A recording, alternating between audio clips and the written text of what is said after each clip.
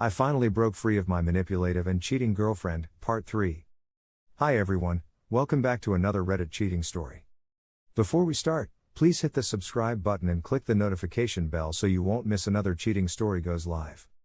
I have college debt and other debt that my family is letting me pay off. She didn't want it though.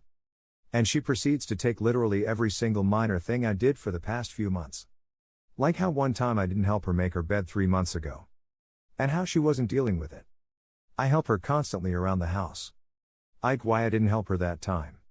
But I helped her constantly. She got into a car accident a few weeks prior and I drove her around that entire day and the next day to help her get situated with her rental and insurance, but she didn't remember or bring that up, did she? I then try to talk to her about these things and tell her it's unfair how life hasn't been that kind to me, but I'm doing my best with what I have. I then bring up how I've been a good boyfriend to her, and how I know I'm not the best and I've made mistakes, but I've been a good boyfriend. And she scoffs at me. After that I said I'm done and walked out. She called me the next day saying she missed me and she was sorry and she wanted to get back together. I said no. 13. The new guy 3 weeks after we break up. I come home from my new job and my grandma says how my ex got a new boyfriend. I said yeah, ex before hers name. I know she's been in a relationship for years. She responds with not that ex. I looked on Facebook and she posted that she was in a relationship with a guy she was hanging out with a lot before we ended things. And I mean a lot. She was over at his house with his family and was continuously telling me I had nothing to worry about. I tried to talk to her but she was working.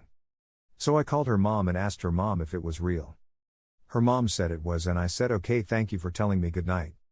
That night my ex called me to explain and she said she didn't want to get in a relationship this early but they were hanging out, and then he jokingly asked if he asked her out what she would say and she said yeah. Apparently he was serious, so they went out that night and they became official. She says that she thinks that she checked out of this relationship months before and that's why she was able to move on so quickly. This is when I think she was full on cheating on me because again, she was hanging with him all the time and most likely was cheating even though she denies it. She then immediately starts sleeping at his house and full on being in a relationship with him even though she absolutely didn't want to be, or so she says. I tried to stay friends with her after this and this is one of my flaws.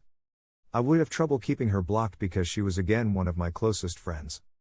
I would block her then miss her then unblock her and then we would talk, then she would be cruel and I'd block her again. I know this is toxic behavior on my part and I worked on it until I fixed it and I don't have to worry about this now. I was sitting in my room one day after she started dating him and she posts on her Snapchat story of the guy she's with now saying that she's so lucky to have him. I ask him if that's the guy and if they plan on staying together and she says yeah. So I then immediately block her after her response on all social media and contacts she has with me. I was still a little in love with her, so it isn't healthy for me to be here seeing those things while I got over her, and I didn't want her to think it's okay to come into my life and talk to me about her new boyfriend and his problems. So I blocked her completely. I find out from friends that she starts bashing me on Snap about how she gave me so many opportunities to be better, funny, when I was the one getting abused, and how she's so happy she found someone better. Fast forward a few weeks and my cousin who is friends with her on Snap messages me saying my ex wants me to unblock her to talk. I ask for what and she says just do it please. I do it even though I know I shouldn't have, and we start talking and she tells me how she's been missing me and wants me back. She knows she messed up getting into this relationship with him and regrets it and wants me back. Well, after this conversation the final nail in the coffin for them was that he raped her. I pushed her for a long time to try to report him to the police but she refused to. Even to this day she still hasn't. She breaks up with him and we start talking and she seems to have changed a lot. I'm not on edge. She apologizes for everything and we start dating again, much to my family's dismay. 14. The second breakup. We had been going great the next few months. We were communicating and loving each other stronger than ever. The only thing that changed was that she couldn't stand my family and my family couldn't stand her. My family never treated her any differently than before, but she felt so self-conscious around my family because, first, she hit me in front of them, and second, she dated a guy 2 weeks after breaking up with me, so everyone assumed she cheated on me. She felt guilty and didn't like being around them because she knew what they thought. Now this past year we had a major hurricane. One of the worst that has ever hit the US. My family planned on entirely evacuating and she and her family didn't. I had told her my plan and she wanted me to stay with her during this storm. I didn't feel comfortable staying anywhere during this storm and I made that clear. She never begged me to stay or anything after that, but I begged her to come with me away, but she refused. I asked if we could compromise and go somewhere in the middle or something out of the way, and she again refused. Wanted to stay home during this. Well, I told her my plan, and the day before the storm me and my family left.